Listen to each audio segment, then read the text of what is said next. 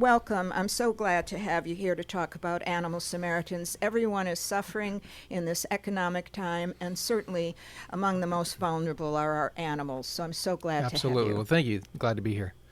So tell us about Animal Samaritans. What does Animal Samaritans do, first of all, and then we'll get into a little more detail about some of your programs. Sure. Animal Samaritans does quite a lot. We call ourselves the most comprehensive animal welfare group. We've been around in the Coachella Valley for over 30 years now. We were established in 1978. Organization started with a mission of spay and neuter and reducing, eventually hoping to eliminate the euthanasia of adoptable animals. And that is still one of our primary missions. Right now we have blossomed. We last year alone, for example, we did 8,300 spay and neuters, cats and dogs, and we do believe that is the most effective means of minimizing and, again, hopefully eliminating the euthanasia of adoptable animals. That's a great number. That's fantastic. It is. It's quite a bit. We, as we were speaking earlier, and you know about the new vet clinic that we are building at the Animal Campus in Thousand Palms. And with that new facility, we will be able to more than double the number of spay and neuters that we do to more than 20,000 a year. But we do, we're known for our spay neuter and our low-cost vaccinations, our basic pet dental care, basic wellness and blood work exams, that sort of thing. We're not a full-service vet at this time.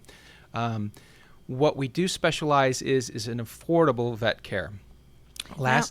I'm sorry, while you're talking about that, for our listeners' information, how do they obtain this care? Do they call Animal Samaritans and make an appointment, or do they just show up? Absolutely. Both. The answer is yes to the appointments for spay and neuter and dental. It's just sort of like humans. If there's surgery involved or there's any anesthesia involved, you need an appointment. For the vaccinations, microchipping, that's a walk-in basis.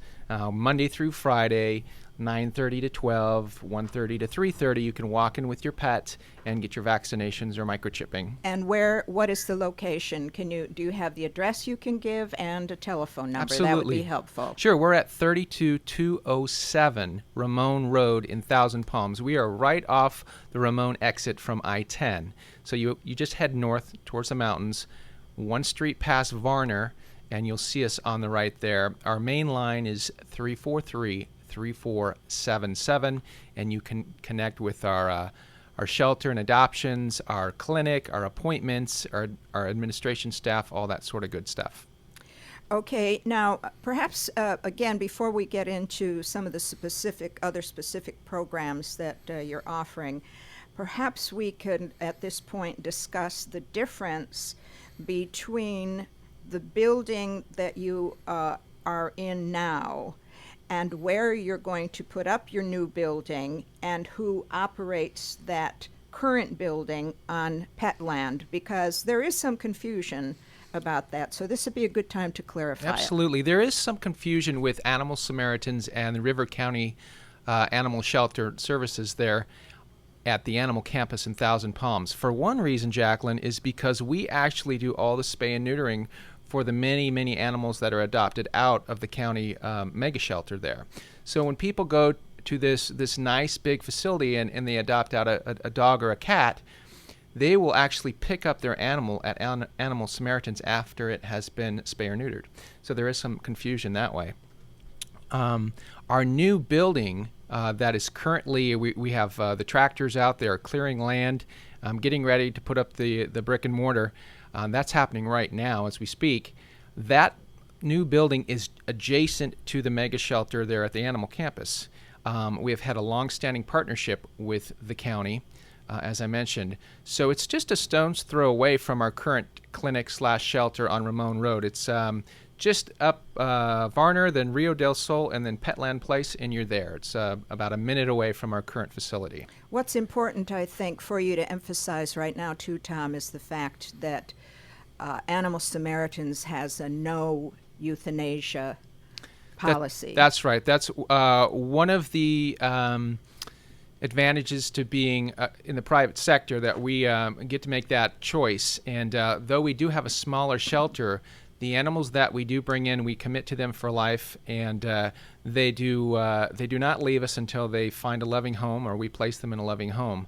So, and I should also mention, once we have our new facility, our new vet clinic, which is 7,360 square feet, once that is up, and we are shooting for December, it looks like we're on track for December, our current, the rest of the building on Ramon Road will expand and to hold more animals for a little bit larger shelter.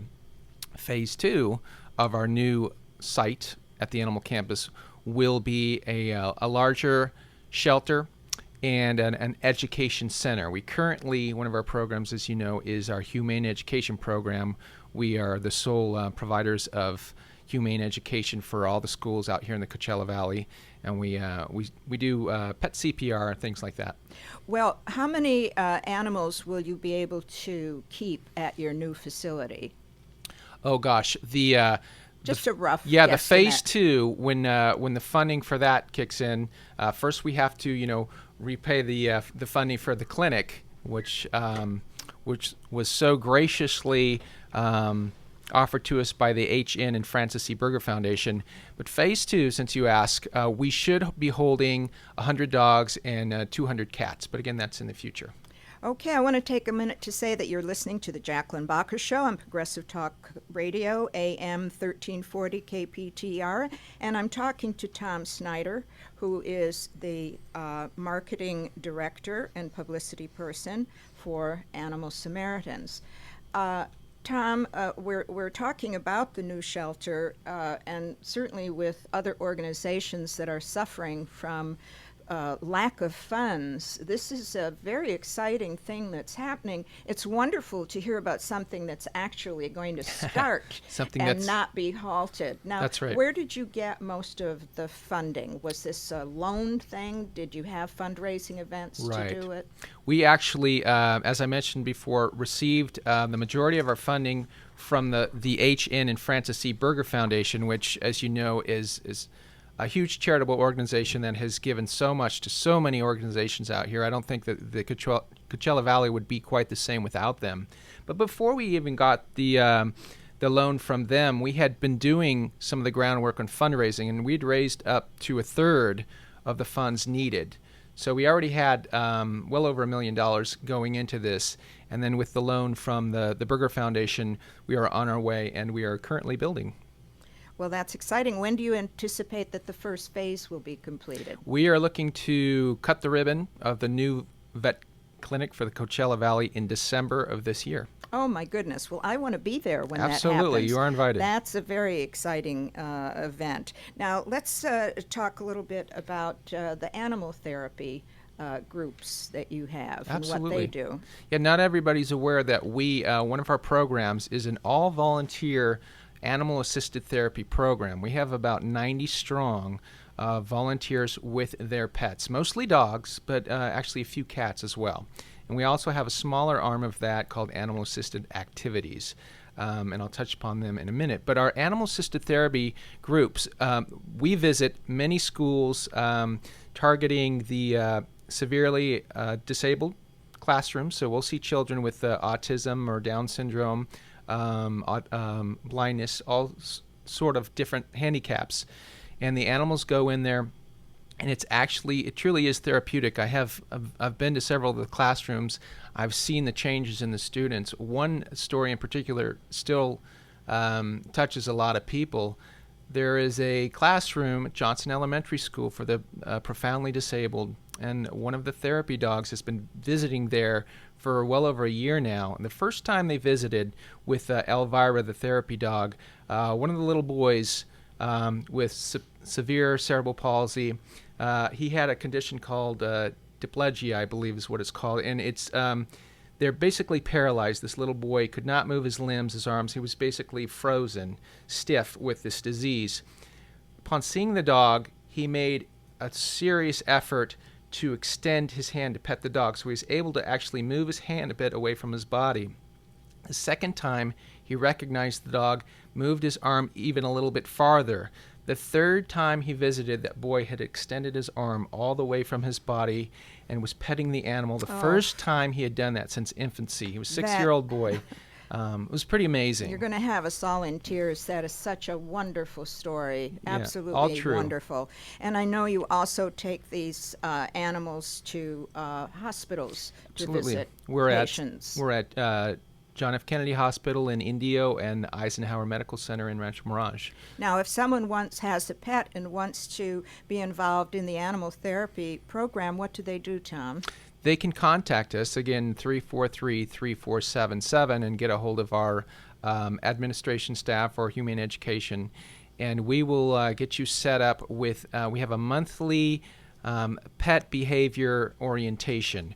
And we're going dark with the program during the summer, but we will be back holding the AAT orientations in September. We do it the last Saturday of each month, and you will bring your animal in to one of our trainers, and there will be a criterion of about, it's at least 16 different criteria they're tested for. Things such as how do they behave on the leash, loose leash, how do they behave off the leash, do they come when you call, how are they towards other animals, because a lot of times we work in pairs.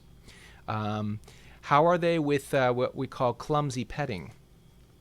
Yes, that would be important because I've seen the animal therapy animals, and they do get right up on the patient's lap if they can, and on the hospital bed. So yes, that's very important. So there's lots of different ways of evaluating the animals, and most of them make it, and some just are not quite ready yet, and they can come back, and we can our trainers can give advice. But it's such a rewarding program for both the patients and the people that do it. Well, it's marvelous. Now, I'm sure you're also looking for volunteers, so could they call that same number Absolutely. and offer their services? Yeah, we do. We have our volunteer program, I'm proud to say, has grown. We now have we have young people, we have retired people, people of all ages and backgrounds. What we would really love to have is more bilingual people, Spanish-speaking volunteers. We're really reaching out into the east end of the valley. So many people have pets, and they're really hungry for our services. So especially would like to make a call out for anybody that's bilingual to come and volunteer for us. And very quickly, because we're almost out of time here, could you give your website address as well, please? Absolutely. You can see our website at the 3Ws, animalsamaritans.org. One last thing that I'd like to mention also before we have to say goodbye to you, Tom, is the fact that your new veterinary clinic is going to be a green building, is it not? That's the wonderful thing that the Valley is trying to encourage more of. So we have to wrap things up now, and it's been wonderful. I say goodbye and want to have you back again. We've been talking to Tom Snyder with Animal Samaritans.